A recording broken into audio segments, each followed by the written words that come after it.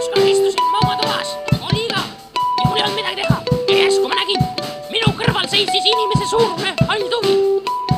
Tuvi oli väga tähtsa näoga, suur nokk oli küljes ja puha.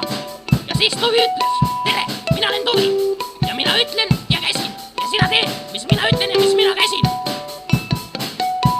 Tuvi hakkas minu juures käima päris tihti, vahel kord nädalas, vahel kord kuus, kuid siiski ta käis ja käskis ja ütles mulle igasuguseid haigeid asju, mida ma tegema pidin.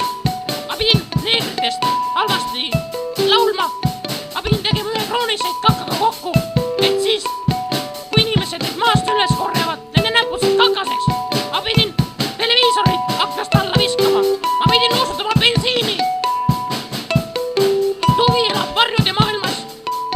Tuvi naudib verd, eriti maitsvat punast verd. Tuvi huvitub kodutehnikast ja ortpallide täispumpamisest. Ta kogub napaseid ja teeb nöötnoetest padja pühapäriti.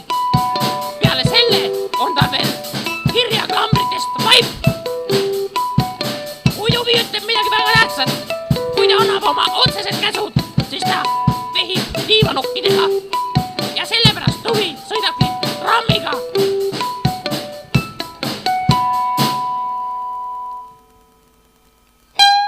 Tuvi! Tuvi, kus sa oled? Tuvi, oled sa siin? Tuk-tuk, hallo. Oi, Tuvi, tere! Hallo, Tuvi, sa oled minuga. Tuk-tuk, Tuvi, tervis, kuidas sul läheb? Ma nõuan, et sa tapaksid. No just nii, Tuvi, ma tapangi ta iganes, Tuvi. Vastasel juhul raskendaliselt.